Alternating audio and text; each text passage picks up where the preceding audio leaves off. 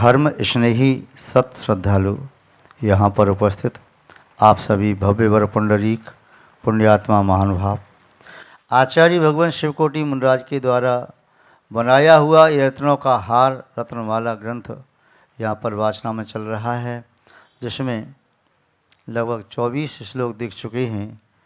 विगत दिवस जल के संबंध में आचार्य महाराज ने बताया कि जल छान करके प्राशु किया जाता है, लवंग सौंफ आदि डाल करके प्राशु किया जाता है, तिल और चावल आदि की प्राशु किया जाता है, थोड़ा गर्म किया कुनकुना उससे प्राशु किया जाता है, उबाल कर भी प्राशु किया जाता है। इस प्रकार जल को शुद्ध करने की विधि बताई। शुद्ध जल ही ग्रहण करना चाहिए। अनछना हुआ जल पीने से पाप लगता है। वस्त्रपूतम पिबीत नीरम, वया जो महाभारत का वाक्य था, दृष्टिपूतम निषिद्ध पादम वस्त्रपूतम जलम पिबीत। यहाँ पर आचार्य महोदय ने भी यही कहा था कि पानी छना हुआ पियो, अन्यथा पानी में पाप का कारण होता है। मन्यथा पाप कारणम वस्त्रपूतम जलम पेयम पेयम मन्यथा पाप कारणम, अन्यथा पाप का कारण है। जो अनछना जल पीते हैं तो आचार्य महोदय के शब्दों में वह पाप कर रहे हैं, और जो पाप करता है उसे क्या कहते हैं आप जानते हैं, और जो पुण्य करता है उसे क्या कहते हैं वो आप जानते हैं। आत्मा में पाप जब संचय होता है तो आत्मा पापिष्ट पापी पापात्मा कहलाती है, और जब आत्मा में पुण्य का संचय हो रहा होता है तो उसमें आत्मा पुण्यात्मा वह कहलाती है। जब आत्मा धर्म से संबंधित होती है तो वह धर्मात्मा धर्मी कहलाती है। तो कोई व्यक्ति कहता है महाराज मैं कोई पाप तो करता नहीं, प्रभु जी दुख प्राप्त क्यों होता है? तो आचार्य महोदय कह रहे हैं जो अनछना पानी पीता है वह पुण्य नहीं पाप ही कर रहा है, और इसके अलावा जो रात्रि भोजन कर रहा है वह भी पाप कर रहा है, आगे देख बताएंगे। या इसके अलावा जो अन्य प्रकार जीव विराधना कर रहा है, जीव हिंसा कर रहा है, वह भी पाप ही कर रहा है। तो जीवन में पाप सुबह से लेकर शाम तक होते ही रहते हैं। सबसे ज़्यादा पाप होता है मन के माध्यम से। शरीर की इतनी सामर्थ्य नहीं है इतनी पाप कर सके। एक अंतर मुहूर्त में जितने पाप के विचार आते हैं उन्हें पूरा करने के लिए 100 जिंदगी भी कम पड़ जाएंगी, इतने पाप के विचार आ सकते हैं। एक अंतर मुहूर्त में इतने विचार व्यक्ति के मस्तिष्क में आते हैं, वह विचार पूरा करना चाहे तो हजारों लाखों करोड़ों जीवन छोटे पड़ जाएं। पुण्य भी करना चाहे तो व्यक्ति मन के माध्यम से बहुत पुण्य कर सकता है, बहुत पुण्य कर सकता है। जितने पुण्य के कार्य आप सैकड़ों हजारों लाखों करोड़ों वर्षों में भवों में न कर पाएँ उतने पुण्य के कार्य कर सकता है। आपके मन में भाव आया मेरा मन कर रहा है मैं इतने बड़े बड़े विशाल मंदिर बनवाऊँ 2400 भगवान के, फिर मन करता त्रिकाल 24 बनवा दूँ, फिर मन करता है 30-24 के बनवा दूँ, फिर करता है 1008 सरस्वती बनवाऊँ, फिर मन कर रहा है जो जितने भी द्वीप हैं ना अपने कृत्रिम चैत्यालय हैं पंचमेरु की रचना करूँ, फिर मैं कूट के मंदिर बनवाऊँ, नंदीश्वर द्वीप की वैसी रचना करूँ मैं, फिर मैं ऐसी रेतगिरी की रचना करूँ या अन्य प्रकार के जिनाले बनवाऊँ। तो मन में भाव आ रहा है तो कितना पुण्य का असर हो रहा है, उसको पूरा करने में कितने वो लग जाएंगे। मन में भाव आ रहा है मैं सैकड़ों हजारों लाखों करोड़ों मुनियों का चातुर्मास कराऊँ, हार चर्या कराऊँ।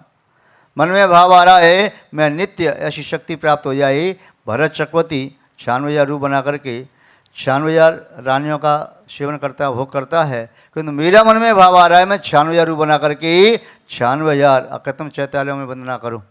मेरा भाव आ रहा है मैं शास्त्रों का खूब श्रवण करूं, या जितने समोषण हैं सब समोषण में जाकर के मैं वहाँ पर दिव्य ध्वनि सुनूं।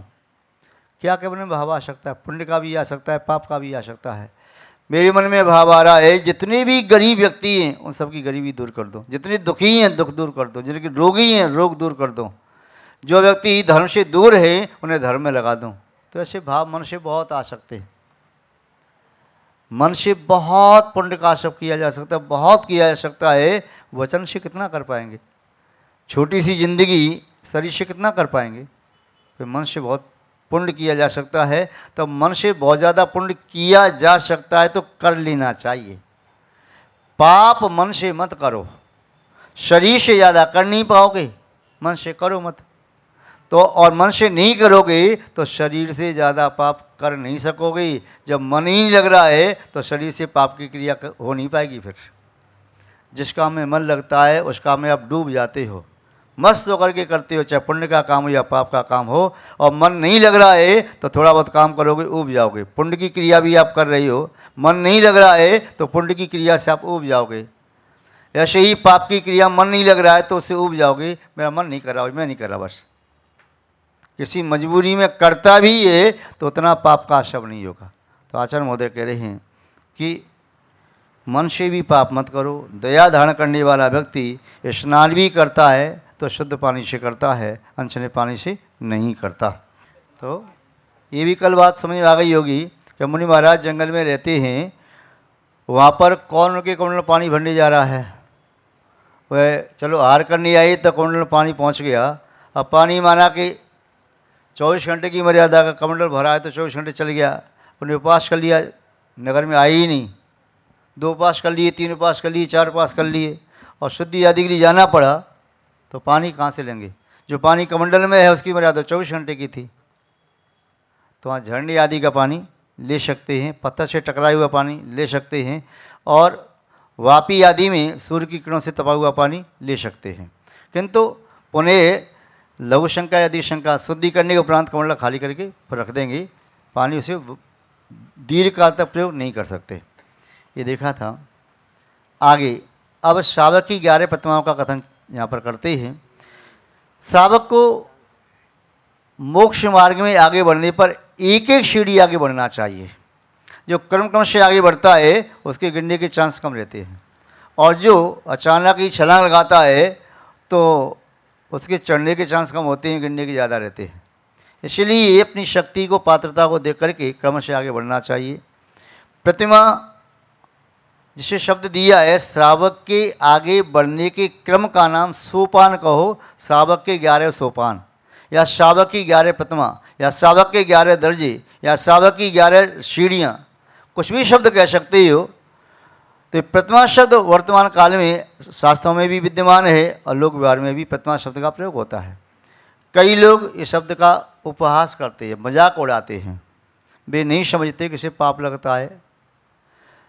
और कोई व्यक्ति प्रतिमाधारी आई, पूछो कितनी प्रतिमाएँ, भाई 2 प्रतिमा, 4 प्रतिमा, 7 प्रतिमा। अच्छा इतनी है, हम तो 24 प्रतिमा लेके बैठे हैं, हम तो इतनी प्रतिमा रख देंगे। तो ये उपहास है, भगवान का भी उपहास है और धर्म का भी उपहास है। ऐसे हमें धर्म के क्षेत्र में उपहास नहीं करना चाहिए। जो उपहास आप लौकिक जीवन में करते हैं, ऐसे उपहास धर्म के क्षेत्र में वर्जनीय हैं, त्याज्य हैं, वे ग्राह्य नहीं हैं, इनसे भी पाप का आशव होता है। इसलिए कभी भी किसी के अनुव्रतों का, किसी के त्याग का, प्रतिमा का, संयम का कभी उपहास नहीं करना चाहिए। कोई अभिषेक पूजन करता है, कोई बालक है, उसको चढ़ाना प्रारंभ कर दिया तो भगत जी बन गए, ये तो साधु बनेगा, तो ये चढ़ाओ मत, उसे प्रोत्साहन दो। यदि रात्रि भोजन त्याग कर दिया तो चढ़ाओ मत, प्रोत्साहन दो। यदि कोई परिश्रम पर्वादि में उपवास कर रहा है तो चढ़ाओ मत, प्रोत्साहन दो। एक आसन करता है, 16 कांड में उपवास एक आसन करता है, प्रोत्साहन दो, उसको ही मत चढ़ाओ। ये तो हमारे घर में भैया जी ने तो नाक में दम कर दी, परेशान कर रखा, जब देखो उपवास कर लेते हैं तब ऐसा करते हैं। तो कभी त्याग की निंदा मत करो, संयम की निंदा मत करो, अन्यथा चारित्र्यमौनी कर्म का उद्देश्य आपके जीवन में रहेगा, आप कभी संयमी जीवन बन ही नहीं पाओगे। इसलिए दोषों के जीवन में जो संयम है, अनुव्रत है, महाव्रत है, जो भी संयम पालन कर रहा है उसकी प्रशंसा करो मन से। और प्रशंसा नहीं कर सकते हो तो कम से कम मौन हो जाओ, किंतु कभी भूल करके भी किसी की प्रतिमा का, अनुव्रतों का, श्रावक के व्रतों का, आवश्यकताओं का पालन कर उसका, या धर्म की किसी भी क्रिया का उपहास नहीं करना है। उससे तीव्र पाप कर्म का आशय होता है। जब जब व्यक्ति उपहास करता है तब तक उसका पुण्य का उदय होता है, और पुण्य के उदय में बहुत सारा पाप कमा लेता है। इसलिए पुण्य के उदय को सावधानी से भोगना चाहिए। जब वाहन उतार पर होता है तो एक्सीडेंट के चांस ज़्यादा रहते हैं, चढ़ाई पर होता है तो चांस एक्सीडेंट के कम होते हैं, गाड़ी की स्पीड कम होती है, धीमी धीमी चलता है, धीमी धीमी चलता है। तो कहने का से पाप का उदय होता है तो व्यक्ति पाप प्राय करके कम कर पाता है, पर जब तीव्र पुण्य का उदय चल रहा हो तो चाहे जिसका भी अपमान कर देता है, किसी का उपहास करता है, किसी का मजाक उड़ा देता है। तो ऐसा नहीं करना चाहिए। उतार पर चलते समय वाहन की गति बढ़ जाती है और फिर व्यक्ति कंट्रोल नहीं कर पाता, स्पीड भी दे दी जाए तो वाहन रोड से हट के खाई में जाके गिरता है। इसलिए अपने पुण्य के उदय में सावधान रहना बहुत ज़रूरी है। पाप के उदय में तो पाप आपको सावधान कर देता है, पाप सिखा देता है आपको क्या करना है क्या नहीं करना है, किंतु पुण्य के उदय में सावधानी रखना परम आवश्यक है। तो यहाँ पर प्रतिमा का बताया। संक्षेप में प्रतिमा की परिभाषा आप यही मान लें कि जीवन में शावक के व्रतों का क्रम से हम पालन आगे बढ़ते हुए कर रहे हैं, वह शावक की प्रतिमा है। हिंदी का दोहा किसी कवि का है, वो आपको याद हो सकता है। प्रतिमा की परिभाषा उसमें बताई है, संयम अंश जगो जहाँ भोग अरुच परिणाम, उदय प्रतिज्ञा को भयो प्रतिमा ताको नाम। जहाँ पर अंश मात्र संयम का जागरण हो गया, आपके जीवन में अंशतः संयम आ गया, भोग अरुच परिणाम, भोगों से अर्ची हो गई, पंच इंद्रिय के विषयों से अर्ची हो गई, स्पर्श इंद्रिय के विषय से अर्ची हो गई, और खान पान के संबंध में भी आपकी अर्ची हो गई। जो मिल जाए तो ठीक है, पेट भरना, गड्ढा पूर्ति करनी है, क्या करना, स्वाद लेकर के। घाटी नीचे माटी है, कितने भी स्वादिष्ट व्यंजन बनाओ और सब नीचे जाकर के तो बस मल बनना है उसका। जिसे शक्ति चाहिए शक्ति प्राप्त हो जाएगी। चाहे आप कैसे भी नाना प्रकार के स्वादिष्ट खाओ और चाहे कम स्वादिष्ट खाओ, उसमें शक्ति कैलोरी आपको चाहिए शरीर के क्रिया करने के लिए प्राप्त हो जाती है, तो उसको प्राप्त कर लो। पर स्वाद के लिए खाया जाता है तो व्यक्ति ज़्यादा खा लेता है तो अस्वस्थ हो जाता है। तो इसलिए ये कहा कि संयम आना चाहिए, स्पर्श इंद्रिय का संयम, भोगों को कम करो, मन पर नियंत्रण करो। और यदि आपने सोच लिया मन में कि मुझे भोगों पर नियंत्रण करना है तो भोगों पर नियंत्रण किया जा सकता है। ऐसे भी उदाहरण हैं अपने जनागम में कि कई बाला हैं, बाल्य अवस्था में यदि वैधव्य योग को धारण किया, यावत जीवन ब्रह्मचर्य का पालन किया।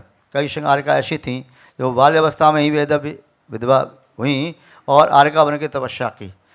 इतना ही नहीं, चलो आप कहेंगे वो तो पति से नहीं मिल रहा है तो इसलिए भोगों का त्याग कर दिया। त्याग किया, मन से त्याग होता है, व्यक्ति बिना त्याग किए भी पाप का आश्रय कर सकता है। एक कपल देखा वहाँ पर पानीपत में, जो भगवान के माता पिता बने थे, उनकी उम्र को ज़्यादा नहीं थी। हम लोग शिमला से यात्रा करके आ रहे, कहाँ से आ रहे थे, नहीं बद्रीनाथ से आए थे, तो नमस्ते करने आया, दोनों एक साथ आए। बोले महाराज जी आपके आशीर्वाद से हमें भगवान के माता पिता बनने का अवसर प्राप्त हुआ। वाह बहुत अच्छी बात है, हम थोड़ा चौंके। माता पिता कौन से महाराज जी बनाया, तो उन्हें अमुक महाराज जी के सामने प्रतिष्ठा हुई।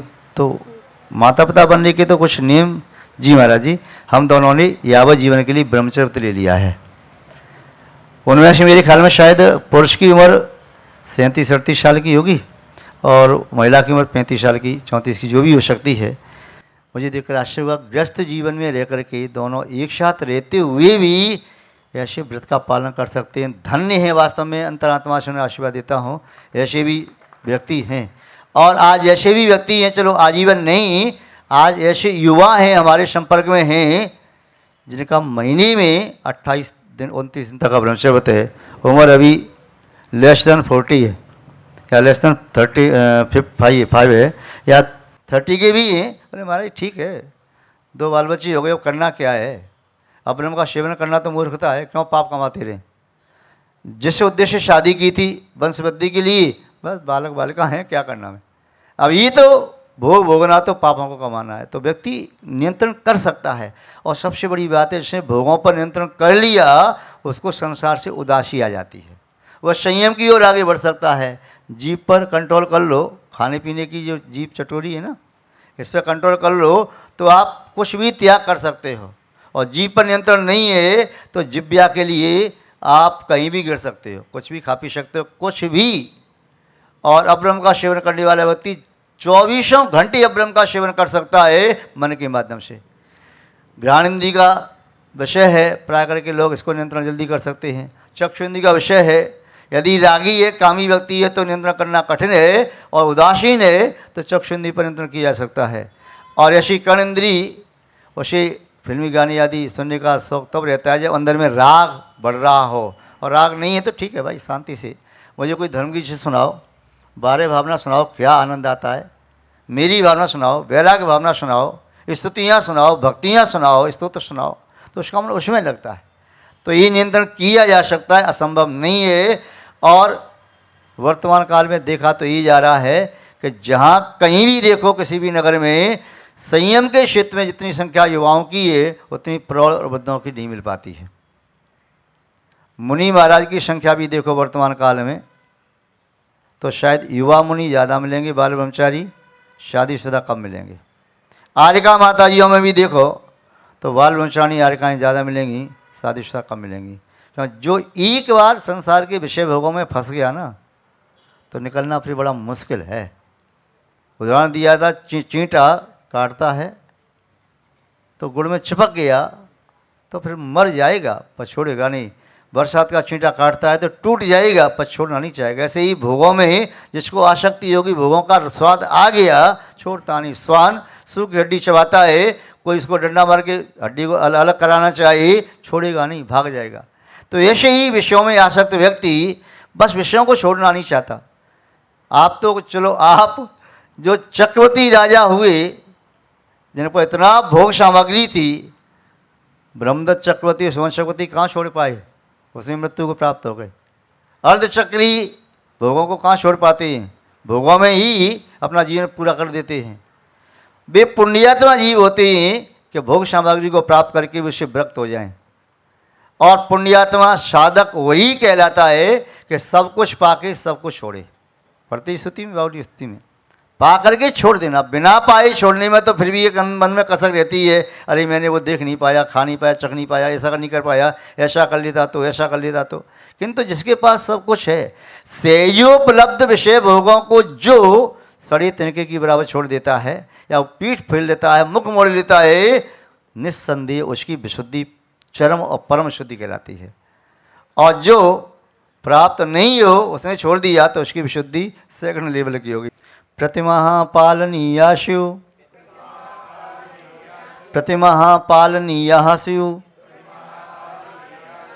रेकादश ग्रहेषणाम, रेकादश ग्रहेषणाम अपवर्गाधिरोहाय, अपवर्गाधिरोहाय, अपवर्गाधिरोहाय सोपानन्तीयतः परः, सोपानन्तीयतः परः, सोपानन्तीयतः परः